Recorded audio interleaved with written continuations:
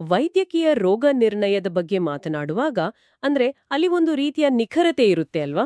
ಹೌದು, ಖಂಡಿತ. ಲೈಕ್ ಕೈ ಮುರಿದ್ರೆ ಎಕ್ಸ್ರೇ ಆ ಮುರಿದ ಮೂಳೆಯನ್ನೋ ಅಥವಾ ಆ ಬಿರುಕನ್ನೋ ಕಪ್ಪು ಬಿಳುಪಿನಲ್ಲಿ ಅತ್ಯಂತ ಸ್ಪಷ್ಟವಾಗಿ ತೋರಿಸುತ್ತೆ. ವೈದ್ಯರು ಇಲ್ಲಿದೆ ನೋಡಿ ಸಮಸ್ಯೆ ಅಂತ ನೇರವಾಗಿ ಬೆರಳಿಟ್ಟು ತೋರಿಸಬಹುದು. ನಿಜ. ಭೌತಿಕ ಗಾಯಗಳನ್ನು ಅಳೆಯೋದು ಬಹಳ ಸುಲಭ. ಮೂಳೆ ಮುರಿದಿದೆಯೋ ಅಥವಾ ಇಲ್ವೋ ಅನ್ನೋದಷ್ಟೇ ಅಲ್ಲಿರೋ ಲೆಕ್ಕಾಚಾರ. ಆದ್ರೆ ಉಳಿವಿಗಾಗಿ ಅಥವಾ ಆಸೆಗಾಗಿ ಮನುಷ್ಯ ತನ್ನ ನೈತಿಕತೆಯನ್ನೇ ಮುರಿದ್ಕೊಂಡ್ರೆ ಏನ್ ಮಾಡೋದು? ಅದು ಕಷ್ಟದ ಪ್ರಶ್ನೆ. ಅಥವಾ ತನ್ನ ಆತ್ಮವನ್ನೇ ಮಾರ್ಕೊಂಡ್ರೆ? ಅದಕ್ಕೆ ಯಾವುದೇ ಎಕ್ಸ್ರೇ ಇಲ್ಲ. ಇದು ಲೈಕ್ ಒಂದು ಲಿಮಿಟ್ ಇಲ್ಲದ ಕ್ರೆಡಿಟ್ ಕಾರ್ಡ್ ಬಳಸಿ ನಮ್ಮ ಇಷ್ಟಾರ್ಥಗಳನ್ನು ಪೂರೈಸ್ಕೊಂಡ ಹಾಗೆ. ಎಕ್ಸಾಕ್ಟ್ಲಿ.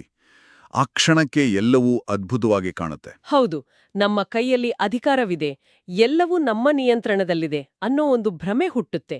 ಆದ್ರೆ ಕೊನೆಯಲ್ಲಿ ಬಿಲ್ ಕಟ್ಟುವಾಗ ಅಂದ್ರೆ ಬಡ್ಡಿಯ ರೂಪದಲ್ಲಿ ಅವರು ನಮ್ಮ ಆತ್ಮವನ್ನೇ ಕೇಳ್ತಾರೆ. ಇದು ನಿಜವಾಗೂ ಭಯಾನಕವಾದ ಆದರೆ ಅಷ್ಟೇ ಆಕರ್ಷಕವಾದ ಯೋಚನೆ.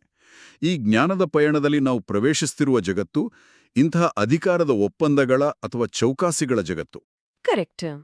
ಮನುಷ್ಯರು ಶೋಷಕ ಶಕ್ತಿಗಳೊಂದಿಗೆ ಹೇಗೆ ಒಪ್ಪಂದ ಮಾಡಿಕೊಳ್ತಾರೆ, ಅದರ ಪರಿಣಾಮಗಳನ್ನು ಹೇಗೆ ಎದುರಿಸ್ತಾರೆ ಮತ್ತು ಅಂತಿಮವಾಗಿ ಆ ಒಪ್ಪಂದದ ಸುಳಿಯಿಂದ ಹೇಗೆ ಸಿಡಿದೇಳ್ತಾರೆ ಅನ್ನೋದನ್ನು ನಾವು ಆಳವಾಗಿ ಅರ್ಥ ಮಾಡಿಕೊಳ್ಳಬೇಕಿದೆ. ಸರಿ, ಇದನ್ನು ಬಿಡಿಸಿ ನೋಡೋಣ. ಇತಿಹಾಸವನ್ನು ಕೆದಕಿದಾಗ ಈ ಒಪ್ಪಂದಗಳ ಕಲ್ಪನೆ ಬಹಳ ಹಿಂದಿನಿಂದಲೂ ಇದೆ ಅಲ್ವಾ? ಪಾಶ್ಚಾತ್ಯ ಸಂಸ್ಕೃತಿಯಲ್ಲಿ ಇದನ್ನು ಫಾಸ್ಟಿಯನ್ ಬಾರ್ಗೇನ್ ಅಂತಾರೆ.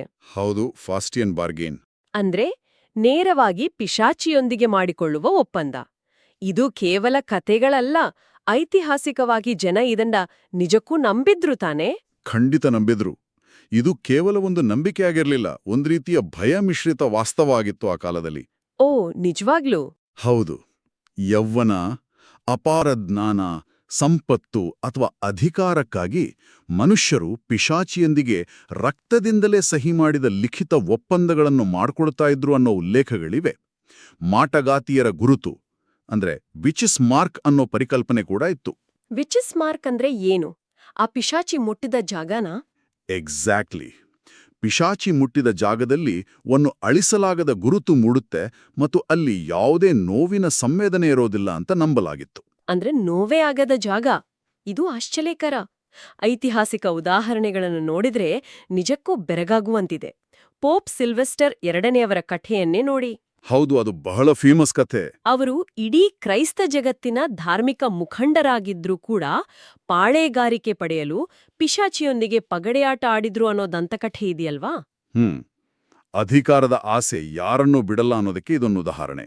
ಹಾಗೆಯೇ ಐಸ್ಲ್ಯಾಂಡಿನ ಅರ್ಚಕ ಸೀಮುಂದೂರ್ ಸಿಗ್ಫುಸನ್ ಯುರೋಪಿನಿಂದ ಐಸ್ಲ್ಯಾಂಡ್ಗೆ ವೇಗವಾಗಿ ತಲುಪಲು ಆತ ಪಿಶಾಚಿಯೊಂದಿಗೆ ಒಪ್ಪಂದ ಮಾಡ್ಕೊಳ್ತಾನೆ. ಆದ್ರೆ ಆತ ಬುದ್ಧಿವಂತಿಕೆಯಿಂದ ಪಾರಾಗ್ತಾನೆ ಅಲ್ವಾ? ಹೌದು ಹೌದು. ಪಿಶಾಚಿ ಸೀಲ್ ಪ್ರಾಣಿಯ ರೂಪದಲ್ಲಿ ಬಂದಾಗ ದಡ ಸೇರುತ್ತಿದ್ದಂತೆ ಅದರ ತಲೆಗೆ ಬೈಬಲಿಂದ ಹೊಡೆದು ಪಾರಾಗ್ತಾನೆ. ಇಲ್ಲಿರುವ ಅತ್ಯಂತ ಆಸಕ್ತಿದಾಯಕ ಅಂಶ ಏನಂದ್ರೆ, ಈ ಕಥೆಗಳಲ್ಲಿ ಒಂದು ಸಾಮಾನ್ಯ ಎಳೆ ಇದೆ, ಗಮನಿಸಿ. ಯಾವೆಳೆ? ಮನುಷ್ಯನಿಗೆ ತಾನು ಪ್ರಕೃತಿಯ ನಿಯಮಗಳನ್ನ, ಸಾಕ್ಷಾತ್ ಪಿಶಾಚಿಯನ್ನು ಮೀರಬಲ್ಲೆ ಅನ್ನೋ ಅತಿಯಾದ ಅಹಂಕಾರ. ಇದನ್ನ ಗ್ರೀಕ್ ಭಾಷೆಯಲ್ಲಿ ಹುಬ್ರಿಸ್ ಅಂತಾರೆ. ಓ, ಹುಬ್ರಿಸ್ ಅಂದ್ರೆ ಮಿತಿಮೀರಿದ ಅಹಂಕಾರ. ಕರೆಕ್ಟ್. ಈ ಹುಬ್ರಿಸ್ ಹೇಗೆ ಕೆಲಸ ಮಾಡುತ್ತೆ ಅಂದ್ರೆ, ಒಪ್ಪಂದದ ಆರಂಭದಲ್ಲಿ ನಿಯಂತ್ರಣ ನಮ್ಮ ಕೈಯಲ್ಲೇ ಇದೆ ಅನ್ನೋ ಭ್ರಮೆಯನ್ನ ಸೃಷ್ಟಿಸುತ್ತೆ. ಗೈಸೆಪ್ಪೆ ಟಾರ್ಟಿನಿ ಎಂಬ ಪಿಟೀಲು ವಾದಕನಿಗೆ ಪಿಶಾಚಿಯೇ ಕನಸಿನಲ್ಲಿ ಬಂದು ಡೆವಿಲ್ಸ್ ಟ್ರಿಲ್ ಸೊನಾಟ ನುಡಿಸಲು ಸ್ಫೂರ್ತಿ ನೀಡಿತಂತೆ. ಅರೆ, ಕಲೆಯ ಹಿಂದೆಯೂ ಪಿಶಾಚಿ? ಆ ಕಲೆಯ ಹಿಂದೆ ಒಂದು ವಿಧ್ವಂಸಕ ಶಕ್ತಿಯ ಪ್ರಭಾವವಿದೆ ಅನ್ನೋದು ಇಲ್ಲಿನ ಒಳಾರ್ಥ. ಮನುಷ್ಯನ ಮಿತಿಮೀರಿದ ಆಸೆ ಅವನನ್ನೇ ಆಹುತಿ ತೆಗೆದುಕೊಳ್ಳುತ್ತೆ. ಇಲ್ಲಿ ಪಿಶಾಚಿ ಅನ್ನೋದು ಕೇವಲ ಒಂದು ರೂಪಕವಷ್ಟೇ. ಖಂಡಿತ. ಇದು ಮೇರಿ ಶೆಲ್ಲಿಯ ಫ್ರಾಂಕೆನ್ಸ್ಟೈನ್ ಕಾದಂಬರಿಯನ್ನು ನೆನಪಿಸುತ್ತೆ. ಹೌದು, ಅದ್ಭುತ ಹೋಲಿಕೆ. ವಿಕ್ಟರ್ ಫ್ರಾಂಕೆನ್ಸ್ಟೈನ್ ನೇರವಾಗಿ ಯಾವುದೇ ಪಿಶಾಚಿಯೊಂದಿಗೆ ರಕ್ತದ ಒಪ್ಪಂದ ಮಾಡ್ಕೊಳ್ಳೋದಿಲ್ಲ. ಆದ್ರೆ ಮನುಷ್ಯನ ಮಿತಿಯನ್ನು ಮೀರಿ ಸೃಷ್ಟಿಯ ರಹಸ್ಯವನ್ನು ಭೇದಿಸುವ ಅವನ ಆ ಅತ್ಯಾದ ಮಹತ್ವಾಕಾಂಕ್ಷಿಯೇ ಇಲ್ಲಿ ಒಂದು ರೀತಿಯ ಪಿಶಾಚಿ ಅಲ್ವೇ? ಖಂಡಿತವಾಗಿಯೂ. ಫ್ರಾಂಕಿನ್ಸ್ಟೈನ್ ಕಥೆಯಲ್ಲಿ ಪಿಶಾಚಿ ಅನ್ನೋದು ಆತನ ಅಹಂಕಾರ. ವಿಕ್ಟರ್ ತಾನೇ ಸೃಷ್ಟಿಸಿದ ವಿಕಾರ ಜೀವಿಯನ್ನು ಕಂಡು ಬೆಚ್ಚಿಬೀಳ್ತಾನೆ. ಇಲ್ಲಿ ಏನಾಗುತ್ತೆ ಗೊತ್ತಾ? ಜ್ಞಾನದ ಅಮಲಿನಲ್ಲಿ ಸೃಷ್ಟಿ ಮಾಡುವ ಮನುಷ್ಯ ತಾನು ಸೃಷ್ಟಿಸಿದ ವಸ್ತುವಿನ ಮೇಲಿನ ನೈತಿಕ ಜವಾಬ್ದಾರಿಯಿಂದ ನುಣುಚ್ಕೊಳ್ತಾನೆ. ಆ ಜೀವಿಗೆ ಹೆಸರು ಇಡೋದಿಲ್ಲ, ಪ್ರೀತಿಯನ್ನು ಕೊಡೋದಿಲ್ಲ, ಓಡಿ ಹೋಗ್ತಾನೆ. ಅಂದ್ರೆ ಸೃಷ್ಟಿ ಮಾಡೋದು ಸುಲಭ, ಆದ್ರೆ ಅದರ ಹೊಣೆ ಹೊರೋದು ಕಷ್ಟ. ಎಕ್ಸಾಕ್ಟ್ಲಿ. ಆ ವಿಜ್ಞಾನಿ ಜವಾಬ್ದಾರಿಯಿಂದ ಓಡಿ ಹೋದಾಗ ಆ ಅನಾಥ ಜೀವಿ ಸೇಡು ತೀರಿಸಿಕೊಳ್ಳಲು ಮುಂದಾಗುತ್ತೆ.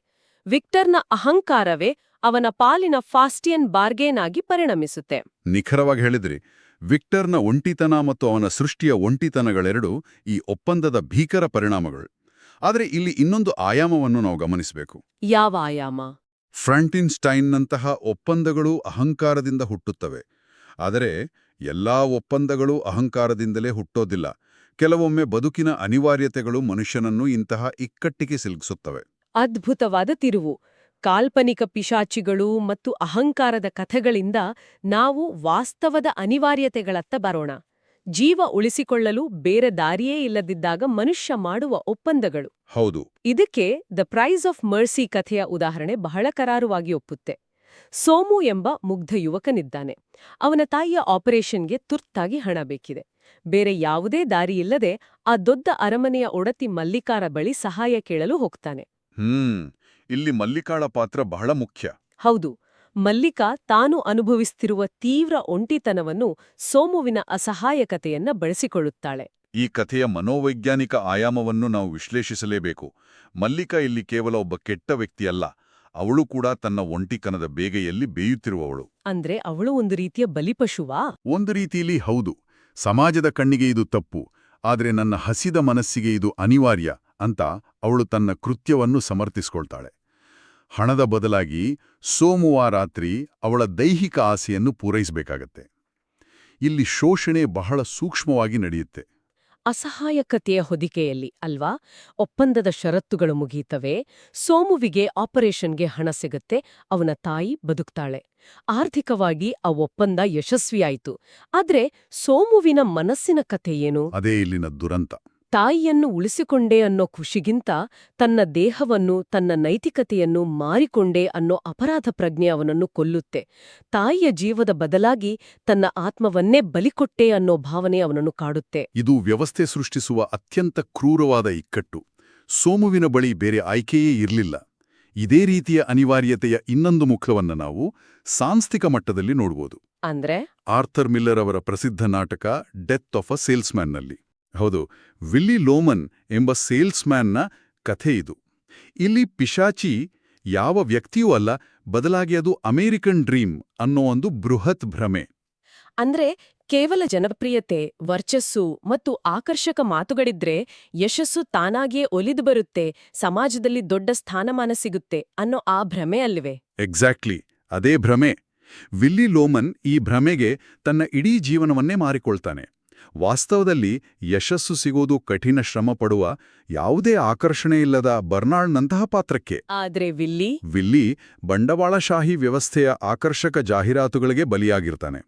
ಅದನ್ನ ಒಂದು ಯಂತ್ರದಂತೆ ದುಡಿಸಿಕೊಳ್ಳುವ ಕಂಪನಿ ವಯಸ್ಸಾದ್ಮೇಲೆ ನಿಷ್ಕರುಣೆಯಿಂದ ಹೊರಹಾಕುತ್ತೆ. ಅರೆರೆ. ಇಲ್ಲಿ ವಿಲ್ಲಿ ಲೋಮನ್ನ ಆತ್ಮಹತ್ಯೆ ಕೇವಲ ಒಂದು ವೈಯಕ್ತಿಕ ನಿರ್ಧಾರ ಅಲ್ಲ, ಅದು ವ್ಯವಸ್ಥೆ ಕೇಳಿದ ಅಂತಿಮ ಬಡ್ಡಿ. ವಿಮೆಯ ಹಣದಿಂದಲಾದರೂ ತನ್ನ ಕುಟುಂಬಕ್ಕೆ ಆಸರೆಯಾಗಲಿ ಅಂತ ಆತ ಸಾಯ್ತಾನೆ. ಇದು ನಿಜಕ್ಕೂ ನನ್ನಲ್ಲಿ ಒಂದು ದೊಡ್ಡ ಪ್ರಶ್ನೆಯನ್ನು ಹುಟ್ಟುಹಾಕ್ತಿದೆ. ಖಂಡಿತ, ಕೇಳಿ. ಇಂತಹ ಪರಿಸ್ಥಿತಿಗಳಲ್ಲಿ ಅವರು ಮಾಡಿದ ಈ ತಪ್ಪು ಒಪ್ಪಂದಗಳನ್ನು ಸಮಾಜ ಹೇಗೆ ನಿರ್ಣಯಿಸುತ್ತೆ? ಇದು ಆ ಒಪ್ಪಂದಕ್ಕೆ ಒಪ್ಪಿದ ವ್ಯಕ್ತಿಯ ತಪ್ಪೋ ಅಥವಾ ಅವರನ್ನು ಆ ಸ್ಥಿತಿಗೆ ತಳ್ಳಿದ ವ್ಯವಸ್ಥೆಯ ತಪ್ಪೋ? ವಿಲ್ಲಿ ಲೋಮನ್ನ ಭ್ರಮೆಗೂ ಸೋಮುವಿನ ಅನಿವಾರ್ಯತೆಗೂ ಸಮಾಜವೇ ಕಾರಣ ಅಲ್ವಾ? ನೀವು ಕೇಳಿದ ಈ ಪ್ರಶ್ನೆ ಬಹಳ ಮುಖ್ಯವಾದದ್ದು. ಇದನ್ನ ನಾವು ವಿಶಾಲ ದೃಷ್ಟಿಕೋನಕ್ಕೆ ಜೋಡಿಸಿದ್ರೆ ವ್ಯವಸ್ಥೆ ಹೇಗೆ ತನಗೆ ಬೇಕಾದ ಹಾಗೆ ನಿಯಮಗಳನ್ನು ರೂಪಿಸಿಕೊಳ್ಳುತ್ತೆ ಅನ್ನೋದರ ಅರಿವಾಗುತ್ತೆ. ಅಂದ್ರೆ ಸಮಾಜವೇ ಒಂದು ಶೋಷಕ ಶಕ್ತಿಯಾಗಿ. ಹೌದು. ವ್ಯಕ್ತಿಗತ ಶೋಷಣೆಗಿಂತ ಕಾನೂನು ಮತ್ತು ಅಧಿಕಾರವನ್ನು ಬಳಸಿಕೊಂಡು ಮಾಡುವ ಸಾಂಸ್ಥಿಕ ಶೋಷಣೆ ಇನ್ನೂ ಅಪಾಯಕಾರಿ. ಜಗತ್ತಿನಲ್ಲಿ ಕೆಟ್ಟತನ ಅನ್ನೋದು ಹುಟ್ಟಿನಿಂದ ಬರೋದಿಲ್ಲ. ಬದುಕುಳಿಯುವ ಅನಿವಾರ್ಯತೆ ಮತ್ತು ಶೋಷಕ ವ್ಯವಸ್ಥೆ ಮನುಷ್ಯನನ್ನು ಆ ಪಂಜರದಲ್ಲಿ ಬಂಧಿಸುತ್ತೆ. ವ್ಯವಸ್ಥಿತ ಶೋಷಣೆಯ ಬಗ್ಗೆ ಹೇಳಿದಾಗ ರಾಘವೇಂದ್ರ ಪಾಟೀಲ್ರ ಕಥೆಯ ಹುಚ್ಚಿನ ಕರಿಟೋಪಿಗೆಯ ರಾಯ ಸಣ್ಣ ಕತೆ ನೆನಪಿಗೆ ಬರ್ತಿದೆ. ಹೌದು, ಶ್ಯಾಮರಾಯನ ಕಥೆ. ಇದರಲ್ಲಿ ಶ್ಯಾಮರಾಯ ಎಂಬ ಕುತಂತ್ರಿ ಜಮೀನ್ದಾರನಿದ್ದಾನೆ. ಗೇಣಿದಾರರ ಕಾಯ್ದೆ ಅಂದ್ರೆ ಟೆನೆನ್ಸಿ ಆಕ್ಟ್ ಜಾರಿಗೆ ಬಂದು ಭೂಮಿ ಉಳುವನಿಗೆ ಸೇರ್ಬೇಕು ಅನ್ನೋ ನಿಯಮ ಬಂದಾಗ ಶ್ಯಾಮರಾಯ ಸುಮ್ನೆ ಕೂರೋದಿಲ್ಲ. ಖಂಡಿತ ಕೂರೋದಿಲ್ಲ. ಅವನಿಗೆ ಅಧಿಕಾರ ಉಳಿಸ್ಕೊಳ್ಬೇಕಲ್ವಾ? ಅವನು ಬಡ ರೈತರಿಗೆ ಹಣದ ಆಮಿಷ ಒಡ್ಡುತ್ತಾನೆ, ಬೆದರಿಕೆ ಹಾಕ್ತಾನೆ, ಕಾನೂನಿನ ಲೋಪಗಳನ್ನ ಹುಡುಕ್ತಾನೆ ಮತ್ತು ಅಂತಿಮವಾಗಿ ಅವರ ಜಮೀನುಗಳನ್ನ ಕಸ್ಕೊಳ್ತಾನೆ. ಇದನ್ನೇ ನಾವು ರಿಗ್ಡ್ ಕ್ಯಾಸಿನೋ ಅಂದ್ರೆ ಮೋಸದ ಜೂಜಾಟಕ್ಕೆ ಹೋಲಿಸಬಹುದು. ರಿಗ್ಡ್ ಕ್ಯಾಸಿನೋ ಅಂದ್ರೆ ಹೇಗೆ? ಜೂಜುಕಟ್ಟಿಯಲ್ಲಿ ಗ್ರಾಹಕ ಎಷ್ಟೇ ಬುದ್ಧಿವಂತಿಕೆಯಿಂದ ಆಡಿದ್ರೂ ಅಂತಿಮವಾಗಿ ಗೆಲ್ಲೋದು ಕ್ಯಾಸಿನೋ ಮಾಲೀಕನೇ. ಯಾಕಂದ್ರೆ ನಿಯಮಗಳನ್ನ ಬರ್ದಿದ್ದೇ ಅವನು. ಶ್ಯಾಮರಾಯ ಮಾಡೋದು ಅದನ್ನೇ. ಅವನು ಕಾನೂನನ್ನ ನೇರವಾಗಿ ಮುರಿಯೋದಿಲ್ಲ. ಬದಲಾಗಿ ಕಾನೂನಿನ ಚೌಕಟ್ಟಿನೊಳಗೆ ಕುಳಿತು ಅದನ್ನ ತನ್ನ ಲಾಭಕ್ಕೆ ಬಗ್ಗಿಸ್ತಾನೆ. ಬಡ ರೈತರಿಗೆ ಆಟದ ನಿಯಮಗಳೇ ತಿಳಿದಿರೋದಿಲ್ಲ. ಎಕ್ಸಾಕ್ಟ್ಲಿ. ಮತ್ತು ಅದೆಲ್ಲವೂ ಮುಗ್ದ ಮೇಲೆ ನ್ಯಾಯಾಲಯದಲ್ಲಿ ತಾನೇ ಗೆದ್ದು ಸತ್ಯಮೇವ ಜಯತೆ ಅಂತ ಕೂಗುತ್ತಾನಲ್ಲ, ಅದು ಈ ಅಧಿಕಾರಶಾಹಿಯ ಅತಿ ದೊಡ್ಡ ಬೂಟಾಟಿಕೆ. ಸತ್ಯದ ಮುಖವಾಡ ಹಾಕಿಕೊಂಡು ಸುಳ್ಳನ್ನು ಸಂಭ್ರಮಿಸುವ ಈ ಕ್ರೂರ ಮುಖ ಸಮಾಜದ ಬಹುದೊಡ್ಡ ವಿಪರ್ಯಾಸ. ನಿಜ. ಆದ್ರೆ ಈ ಶೋಷಣೆ ಎಲ್ಲಾ ಕಾಲಕ್ಕೂ ಮೌನವಾಗಿ ಸಹಿಸ್ಕೊಳ್ಪಾಡ್ತಾ? ಇಲ್ಲ. ಅದೇ ಮುಖ್ಯವಾದ ಪ್ರಶ್ನೆ. ಎಲ್ಲಿ ದಬ್ಬಾಳಿಕೆ ಮಿತಿ ಮೀರುತ್ತದೆಯೋ ಅಲ್ಲಿ ಪ್ರತಿರೋಧದ ಬೀಜಗಳು ಮೊಳೆಯುತ್ತವೆ. ವೈಯಕ್ತಿಕ ಶೋಷಣೆಯು ಮಿತಿ ಮೀರಿದಾಗ ಏನಾಗುತ್ತೆ ಅನ್ನೋದನ್ನು ಅರ್ಥ ಮಾಡಿಕೊಳ್ಳಲು 2026ರ ಲ್ಯಾಂಡ್ಲಾರ್ಡ್ ಕನ್ನಡ ಚಲನಚಿತ್ರದ ಕಥಾಂತರವನ್ನ ನೋಡಬಹುದು. ಹೌದು, ಲ್ಯಾಂಡ್ಲಾರ್ಡ್ 1980ರ ದಶಕದ ಹಳ್ಳಿಯ ಹಿನ್ನೆಲೆಯಲ್ಲಿ ನಡೆಯುವ ಕಥೆ. ಇಲ್ಲಿ ಗಮನಿಸಬೇಕಾದ ಅಂಶ ಏನಂದ್ರೆ, ಕೇವಲ ಸಿನಿಮಾದ ಕಥಾನಕವನ್ನು ಮಾತ್ರ ನಾವಿಲ್ಲಿ ವಿಶ್ಲೇಷಿಸುತ್ತಿದ್ದೇವೆ, ಯಾವುದೇ ನೈಜ ರಾಜಕೀಯ ಪ್ರೇರಣೆಗಳನ್ನಲ್ಲ. ಖಂಡಿತ, ಇದು ಕೇವಲ ಕಥೆಯ ವಿಶ್ಲೇಷಣೆ. ಆ ಕಥೆಯಲ್ಲಿ ಸಣ್ಣಧನಿ ಎಂಬ ಕ್ರೂರ ಜಮೀನ್ದಾರನ ದಬ್ಬಾಳಿಕೆ ಇರುತ್ತೆ. ರಾಚಯ್ಯ ಅನ್ನೋ ಪಾತ್ರದ ಬಗ್ಗೆ ನಾವಿಲ್ಲಿ ಮಾತಾಡ್ಬೇಕು. ಅವನು ಆರಂಭದಲ್ಲಿ ಒಬ್ಬ ಸಾಮಾನ್ಯ ಮುಗ್ಧ ಕಾರ್ಮಿಕ. ತನ್ನ ಪಾಡಿಗೆ ತಾನು ಕೆಲಸ ಮಾಡ್ಕೊಂಡು ಶೋಷಣೆಯನ್ನು ಸಹಿಸ್ಕೊಂಡಿರ್ತಾನೆ. ಆದ್ರೆ ಅದೇ ರಾಚಯ್ಯನ ಪಾತ್ರದ ತಿರುವು ಬಹಳ ಮುಖ್ಯ. ಶ್ಯಾಮರಾಯನ ಕಥೆಯಲ್ಲಿ ಬಡವರು ಮೌನವಾಗಿ ಶರಣಾಗ್ತಾರೆ. ಆದ್ರೆ ಲ್ಯಾಂಡ್ಲಾರ್ಡ್ ಚಿತ್ರದಲ್ಲಿ ಕಣ್ಣೆದುರೇ ಅನ್ಯಾಯ ಮಿತಿ ಮೀರಿದಾಗ ಆ ಮುಗ್ಧ ಮನುಷ್ಯ ಇಡೀ ಸಮುದಾಯವನ್ನು ಒಗ್ಗೂಡಿಸ್ತಾನೆ. ಅಂದ್ರೆ ಅದೊಂದು ಕ್ರಾಂತಿಯಾಗಿ ಬದಲಾಗುತ್ತೆ. ಹೌದು, ಇದು ಕೇವಲ ಒಬ್ಬನ ಸಿಟ್ಟಲ್ಲ, ಬದಲಾಗಿ ಸಾಮೂಹಿಕ ಕ್ರಾಂತಿ. ಒಂದು ಸಮುದಾಯ ತಮಗೆ ಅರಿವಿಲ್ಲದೆ ಮಾಡಿಕೊಂಡಿದ್ದ ಗುಲಾಮಗಿರಿಯ ಒಪ್ಪಂದವನ್ನು ಹರಿದು ಹಾಕಿ ಬಂಡಾಯದ ನಾಯಕನಾಗುವ ಪ್ರಕ್ರಿಯೆ. ಈ ಕ್ರಾಂತಿ ಕೇವಲ ಬೀದಿಗಳಲ್ಲಿ, ಜಮೀನುಗಳಲ್ಲಿ ಮಾತ್ರವಲ್ಲ, ರಂಗಭೂಮಿ ಮತ್ತು ಸಾಹಿತ್ಯದ ಮೂಲಕವೂ ಹೇಗೆ ಪ್ರತಿಧ್ವನಿಸುತ್ತೆ ಅನ್ನೋದು ಆಸಕ್ತಿದಾಯಕ ಅಲ್ವಾ? ಖಂಡಿತ. ಸಾಹಿತ್ಯ ಸಮಾಜದ ಕನ್ನಡಿ. ಅನ್ಯಾಯದ ವಿರುದ್ಧದ ಈ ಸಾಂಖಿಕ ಪ್ರತಿರೋಧವೇ ಸಮಾಜದ ಸಮತೋಲನವನ್ನು ಕಾಪಾಡೋದು. ಗಿರೀಶ್ ಕಾರ್ನಾಡವರ ತಲೆದಂಡ ನಾಟಕವನ್ನೇ ತೆಗೆದುಕೊಳ್ಳಿ. 12ನೇ ಶತಮಾನದಲ್ಲಿ ಬಸವಣ್ಣನವರು ಕಟ್ಟಿದ ಶರಣ ಚಳುವಳಿಯ ಕ್ರಾಂತಿ. ಜಾತಿ ಪದ್ಧತಿಯ ಬೇರುಗಳನ್ನು ಅಲ್ಲಾಡಿಸುವ ಪ್ರಯತ್ನ. ಮೇಲ್ಜಾತಿಯ ಹುಡುಗಿ ಹಾಗೂ ಕೆಳಜಾತಿಯ ಹುಡುಗನ ಮದುವೆಯಿಂದ ಸೃಷ್ಟಿಯಾಗುವ ಆ ಅಲ್ಲೋಲ ಕಲ್ಲೋಲ ಇಡೀ ಸಮಾಜದ ಶತಮಾನಗಳ ಒಪ್ಪಂದಗಳನ್ನು ಮುರಿಯುವ ಒಂದು ಐತಿಹಾಸಿಕ ಘಟ್ಟ. ನಿಜ. ತಲೆದಂಡ ಸಾಮಾಜಿಕ ಬದಲಾವಣೆಯ ಕಥೆನೂಲಿಡಿದ್ರೆ ಸಾಹಿತ್ಯದಲ್ಲಿ ಪಾತ್ರಗಳು ಮಾತನಾಡುವ ಭಾಷೆ ಕೂಡ ಹೇಗೆ ಪ್ರತಿರೋಧದ ಅಸ್ತ್ರವಾಗುತ್ತೆ ಅನ್ನೋದನ್ನು ನಾವು ಸೂಕ್ಷ್ಮವಾಗಿ ಗಮನಿಸಬೇಕು. ಭಾಷೆನಾ? ಹೌದು. ಭಾಷೆಯ ವಿಶ್ಲೇಷಣೆಯ ಮೂಲಕ ಅಧಿಕಾರದ ಚಲನೆಯನ್ನು ನಾವು ಅಳೆಯುವುದು. ಭಾಷೆಯ ಮೂಲಕ ಅಧಿಕಾರವೇ? ಅದು ಹೇಗೆ ಸಾಧ್ಯ? ಅಂದ್ರೆ ಭಾಷೆ ಕೇವಲ ಭಾವನೆಗಳನ್ನು ಹಂಚಿಕೊಳ್ಳುವ ಮಾಧ್ಯಮ ಅಲ್ವಾ? ಮೇಲ್ನೋಟಕ್ಕೆ ಹಾಗೆ ಅನಿಸ್ಬೋದು. ಒಂದು ಒಳ್ಳೆ ಸಂದೇಶವನ್ನು ಶುದ್ಧವಾದ ಗ್ರಾಂಥಿಕ ಭಾಷೆಯಲ್ಲಿ ಹೇಳಿದ್ರೂ ಅದರ ಪ್ರಭಾವ ಒಂದೇ ಇರೋದಿಲ್ವಾ? ಭಾಷೆಗೆ ಕಷ್ಟು ಪ್ರಾಮುಖ್ಯತೆ? ಇಲ್ಲ. ಭಾಷೆ ಅನ್ನೋದು ಕೇವಲ ಭಾವನೆಗಳನ್ನ ಹಂಚುವ ಸಾಧನ ಅಲ್ಲ. ಅದು ಒಂದು ಸಮುದಾಯದ ಅಸ್ಮಿತೆ, ಅಂದ್ರೆ ಐಡೆಂಟಿಟಿ. ಅದು ಅವರ ಬದುಕಿನ ಸಂಸ್ಕೃತಿ ಮತ್ತು ಇತಿಹಾಸವನ್ನು ಹೊತ್ತು ತರುತ್ತೆ. ಕುವೆಂಪು ಅವರ ಜಲಗಾರ ನಾಟಕವನ್ನು ನೋಡಿ. ಆ ರಸ್ಸೆಗುಡಿಸುವ ಜಲಗಾರನ ಕಥೆಯಾ? ಹೌದು. ಅದರಲ್ಲಿ ಜಲಗಾರನ ಪಾತ್ರ ಪುರೋಹಿತರಿಗಿಂತನೂ ಹೆಚ್ಚು ಸಂಸ್ಕೃತ ಭೂಯಿಷ್ಠವಾದ ಗ್ರಾಂಥಿಕ ಕನ್ನಡವನ್ನು ಮಾತನಾಡುತ್ತೆ. ಆ ಕಾಲಘಟ್ಟದಲ್ಲಿ ಅಸ್ಪೃಶ್ಯ ಪಾತ್ರವೊಂದಕ್ಕೆ ಅಂತಹ ಭವ್ಯವಾದ ಭಾಷೆ ಕೊಟ್ಟಿದ್ದು ದೊಡ್ಡ ಕ್ರಾಂತಿಯೇ. ಅದೇ ವಾಸ್ತವದ ನೆಲೆಯಲ್ಲಿ ನೋಡಿದಾಗ ಆ ಪಾತ್ರದ ಸಹಜತೆಯನ್ನು, ಅದರ ನೈಜ ನೋವನ್ನು ಆ ಭಾಷೆ ಸ್ವಲ್ಪ ಮಟ್ಟಿಗೆ ಕಸಿದುಕೊಂಡಂತೆ ಕಾಣುತ್ತೆ. ಈಗ ಅರ್ಥವಾಗ್ತಿದೆ. ಶೋಷಿತ ವರ್ಗದ ನೈಜ ಭಾಷೆಯನ್ನು ಕಿತ್ತುಕೊಂಡು ಅವರಿಗೆ ಗ್ರಾಂಥಿಕ ಭಾಷೆ ನೀಡಿದ್ರೆ ಅದು ಅವರ ನೈಜತೆಯನ್ನೇ ಅಳಿಸಿ ಹಾಕಿದಂತೆ. ಅಂದ್ರೆ ಸಾಂಸ್ಕೃತಿಕವಾಗಿಯೂ ಆ ಪಾತ್ರ ತನ್ನ ಬಲವನ್ನು ಕಳೆದುಕೊಳ್ಳುತ್ತೆ. ನಿಖರವಾಗಿ. ಅದಕ್ಕೆ ದೇವನೂರು ಮಹಾದೇವ ಅವರ ಒಡಲಾಳ ಕೃತಿ ಇಷ್ಟೊಂದು ಪ್ರಮುಖವಾಗೋದು. ಅಲ್ಲಿನ ಸಕವ್ವ ಎಂಬ ಮುದುಕಿ ತೀರ ಬಡತನದಲ್ಲಿದ್ದಾಳೆ. ಅವಳ ಬಳಿ ಅಧಿಕಾರವಿಲ್ಲ, ಹಣವಿಲ್ಲ. ಆದ್ರೆ ಅವಳ ಆಡುಭಾಷೆ ಇದೆಯಲ್ವಾ? ಹೌದು. ಅವಳ ಕಳೆದು ಹೋದ ಹುಂಜವನ್ನು ಹುಡುಕುವಾಗ ಆಕೆ ಚಾಮರಾಜನಗರದ ನೈಜ ದಲಿತ ಭಾಷೆಯಲ್ಲಿ ಅತ್ಯಂತ ಅಧಿಕಾರಯುತವಾಗಿ ಮಾತನಾಡುತ್ತಾಳೆ. ಆಕೆಯ ಆಡುಭಾಷೆಯೇ ಅವಳ ಶಕ್ತಿ. ತನ್ನ ಭಾಷೆಯಲ್ಲಿ ಆಕೆ ಯಾರ ಹಂಗಿನಲ್ಲೂ ಇಲ್ಲ. ಅದ್ಭುತ. ಪಿ. ಲಂಕೇಶ್ ಅವರ ಸಂಕ್ರಾಂತಿ ನಾಟಕದಲ್ಲಿಯೂ ಉಜ್ಜ ಮತ್ತು ರುದ್ರನ ನಡುವಿನ ಭಾಷೆಯ ವ್ಯತ್ಯಾಸ ಈ ನೈಜತೆಯನ್ನು ಎತ್ತಿ ತೋರಿಸುತ್ತೆ. ಭಾಷೆ ಎಂಬುದು ಶೋಷಣೆಯ ವಿರುದ್ಧದ ಒಂದು ಪ್ರಬಲ ಅಸ್ತ್ರ. ಹೋರಾಟ ಅಂದ್ರೆ ಕೇವಲ ಕತ್ತಿ ಹಿಡಿಯೋದಲ್ಲ, ಕ್ರಾಂತಿ ಮಾಡೋದಲ್ಲ. ತಮ್ಮ ನೈಜ ಭಾಷೆಯನ್ನು ಉಳಿಸಿಕೊಳ್ಳೋದು ಕೂಡ ಒಂದು ಹೋರಾಟವೇ. ಖಂಡಿತ. ಇಲ್ಲಿ ಇನ್ನೊಂದು ವಿಚಾರ ಹೊಳೆಯುತ್ತಿದೆ. ಮನೆಯ 4 ಗೋಡೆಗಳ ನಡುವೆ ನಡೆಯುವ ಮೌನ ಪ್ರತಿರೋಧ.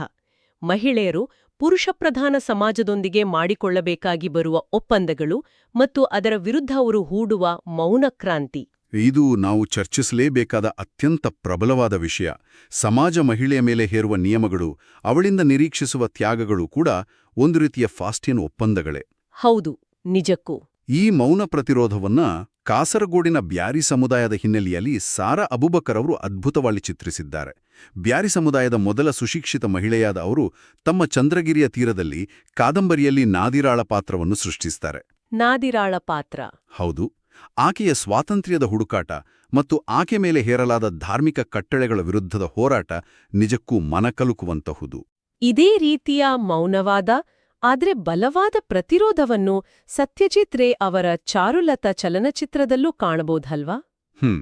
19ನೇ ಶತಮಾನದ ಬಂಗಾಳದ ಹಿನ್ನೆಲೆಯಲ್ಲಿ ನಡೆಯುವ ಕಥೆ. ಚಾರುಲತಾಳ ಪತಿ ಭೂಪತಿ ಬಹಳ ಒಳ್ಳೆಯವನು, ಪತ್ರಿಕೋದ್ಯಮದಲ್ಲಿ ನಿರತನಾದವನು. ಅವಳಿಗೆ ಭೌತಿಕವಾಗಿ ಯಾವುದೇ ಕಷ್ಟ ಇಲ್ಲ, ದೊಡ್ಡ ಮನೆ ಸೌಕರ್ಯಗಳೆಲ್ಲ ಇವೆ. ಆದ್ರೆ ಅವಳ ಬೌದ್ಧಿಕ ಮತ್ತು ಭಾವನಾತ್ಮಕ ಹಸಿವನ್ನು ಭೂಪತಿ ಗುರುತಿಸೋದೇ ಇಲ್ಲ. ಅವಳು ಆ ಒಂಟಿತನದ ಪಂಜರದಲ್ಲಿ ಬಂದಿಯಾಗಿದ್ದಾಳೆ. ಕರೆಕ್ಟ್. ಆ ಪಂಜರದಿಂದ ಅವಳನ್ನು ಹೊರತರುವುದು ಅಮಲ್ ಎಂಬ ಪಾತ್ರ. ಅಮಲ್ ಅವಳ ಪ್ರತಿಭೆಯನ್ನು, ಅವಳ ಸಾಹಿತ್ಯಾಸಕ್ತಿಯನ್ನು ಗುರುತಿಸ್ತಾನೆ. ಇಲ್ಲಿ ಗಮನಿಸಿ, ಚಾರುಲತಾಳ ಒಂಟಿತನವನ್ನು ಸತ್ಯಜಿತ್ ರೇ ಅವರು ಕೇವಲ ಸಂಭಾಷಣೆಗಳ ಮೂಲಕ ಹೇಳೋದಿಲ್ಲ. ಮತ್ತೆ ಹೇಗೆ ಹೇಳ್ತಾರೆ? ದೃಶ್ಯಗಳ ಮೂಲಕ. ಅವಳು ದೂರದರ್ಶಕದಲ್ಲಿ ಹೊರಜಗತ್ತನ್ನು ನೋಡುವ ಆ ತೀವ್ರವಾದ ನೋಟದ ಮೂಲಕ ಅದ್ಭುತವಾಗಿ ಕಟ್ಟಿಕೊಡ್ತಾರೆ. ಅಮಲ್ನ ಪ್ರವೇಶದಿಂದ ಅವಳು ತನ್ನ ಸಾಹಿತ್ಯಕ ಸ್ವಾತಂತ್ರ್ಯವನ್ನು ಕಂಡುಕೊಳ್ತಾಳೆ. ಆದರೆ ಅಮಲ್ ದೂರ ಸರಿದಾಗ ಸಮಾಜದ ಕಟ್ಟಲೆಗಳ ಅರಿವಾಗಿ ಅಮಲ್ ದೂರ ಸರಿದ್ರೂ ಅವಳೊಳಗಿನ ಆಂತರಿಕ ಜಾಗೃತಿ ನಂದಿ ಹೋಗೋದಿಲ್ಲ. ಅದೇ ಇಲ್ಲಿನ ಅತಿದೊಡ್ಡ ಮೌನ ಪ್ರತಿರೋಧ.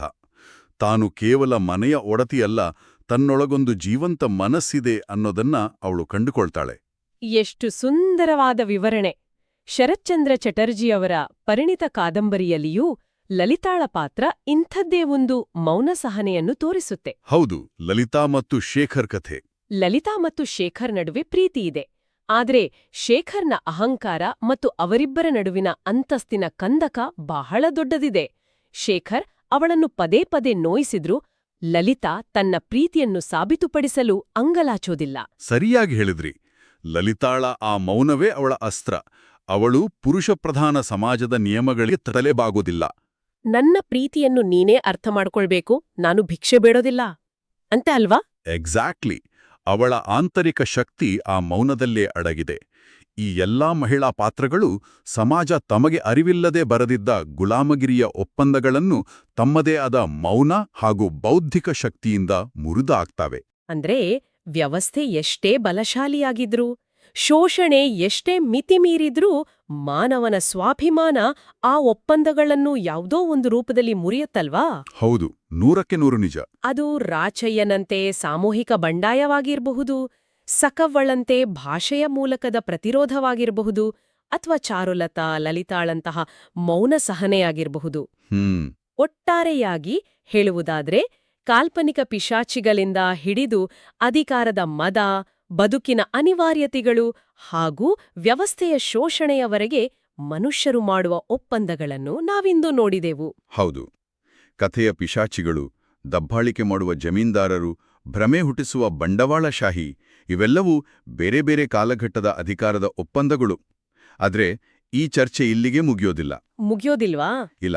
ಈ ಎಲ್ಲವನ್ನು ನಮ್ಮ ಇಂದಿನ ಬದುಕಿಗೆ ಒಂದು ವಿಶಾಲ ದೃಷ್ಟಿಕೋನಕ್ಕೆ ಜೋಡಿಸಿದ್ರೆ ಒಂದು ಆಸಕ್ತಿದಾಯಕ ಆದ್ರೆ ಬೆಚ್ಚಿಬಿಡಿಸುವ ಪ್ರಶ್ನೆ ಮೂಡುತ್ತೆ. ಖಂಡಿತ. ಅದೇನು ಹೇಳಿ? ಇಂದಿನ ಡಿಜಿಟಲ್ ಯುಗದಲ್ಲಿ ಫ್ರೀ ಆಪ್ಸ್ ಮತ್ತು ಸಾಮಾಜಿಕ ಜಾಲತಾಣಗಳನ್ನು ಬಳಸುವಾಗ ಯಾವುದೇ ಯೋಚನೆ ಇಲ್ಲದೆ ಐ ಅಗ್ರಿ ಅನ್ನೋ ಬಟನ್ ಒತ್ತುತ್ತೀವಲ್ಲ, ಅದು ಕೂಡ ಒಂದು ರೀತಿಯ ಫಾಸ್ಟಿಯನ್ ಒಪ್ಪಂದವೇ. ಅರೇ ಹೌದಲ್ವಾ? ಹೌದು. ನಮ್ಮ ಖಾಸಗಿತನವನ್ನು ಅಂದ್ರೆ ಪ್ರೈವಸಿಯನ್ನು, ನಮ್ಮ ಇಷ್ಟಕಷ್ಟಗಳ ವೈಯಕ್ತಿಕ ಡೇಟಾವನ್ನು ನಾವು ಉಚಿತವಾಗಿ ಒಪ್ಪಿಸ್ತಾ ಇದ್ದೀವಿ. ಹಾಗಾದ್ರೆ ಈ ಆಧುನಿಕ ಜಗತ್ತಿನ ಒಪ್ಪಂದದಲ್ಲಿ ನಮ್ಮೆಲ್ಲರ ಪಿಶಾಚಿ ಯಾರು? ನಿಜಕ್ಕೂ ಯೋಚಿಸಬೇಕಾದ ವಿಷಯ. ಮತ್ತು ಆ ಫ್ರೀ ಎನಿಸುವ ಸೇವೆಗಳಿಗಾಗಿ ನಾವು ಅರಿವಿಲ್ಲದೆ ತರುತ್ತಿರುವ ಅಂತಿಮ ಬೆಲೆ ಏನು? ಸ್ವಲ್ಪ ಯೋಚಿಸಿ. ಅದ್ಭುತವಾದ ಪ್ರಶ್ನೆ. ಆ ಬೆಲೆ ಬಹುಶಃ ನಮ್ಮ ಸ್ವಂತಿಕೆ ಅಥವಾ ನಮ್ಮ ಸ್ವಾತಂತ್ರ್ಯವೇ ಆಗಿರ್ಬೋದು. ಆರಂಭದಲ್ಲಿ ನಾವು ವೈದ್ಯಕೀಯ ಎಕ್ಸ್ರೇ ಮತ್ತು ಮನುಷ್ಯನ ಒಪ್ಪಂದಗಳ ಮಸುಕಾದ ಚಿತ್ರಣದ ಬಗ್ಗೆ ಮಾತಾಡಿದೆವು. ಈ ಆಧುನಿಕ ಡಿಜಿಟಲ್ ಒಪ್ಪಂದಗಳ ಚಿತ್ರಣ ಕೂಡ ಅಷ್ಟೇ ಮಸುಕಾಗಿದೆ ಅಲ್ವಾ? ಖಂಡಿತ ಮಸುಕಾಗಿದೆ. ಆ ಮುರಿದ ಮೂಳೆಯಂತೆ ಎಲ್ಲವೂ ಕಣ್ಣಿಗೆ ಕಾಣೋದಿಲ್ಲ. ನಾವು ಅರಿವಿಲ್ಲದೆ ನಮ್ಮನ್ನೇ ಮಾರಿಕೊಳ್ತಾ ಇರಬಹುದು. ಈ ಒಪ್ಪಂದಗಳ ಆಳಕ್ಕೆ ಇಳಿದು ಹುಡುಕುವ, ಪ್ರಶ್ನಿಸುವ ನಮ್ಮ ಈ ಪ್ರವೃತ್ತಿ ನಿರಂತರವಾಗಿರಲಿ. ಈ ಜ್ಞಾನದ ಪಯಣದಲ್ಲಿ ನಮ್ಮೊಂದಿಗೆ ಹೆಜ್ಜೆ ಹಾಕಿದ್ದಕ್ಕೆ ಕೇಳುಗರಿಗೆಲ್ಲರಿಗೂ ಧನ್ಯವಾದಗಳು. ದಯವಿಟ್ಟು ಈ ನಿಟ್ಟಿನಲ್ಲಿ ಆಳವಾಗಿ ಯೋಚಿಸಿ.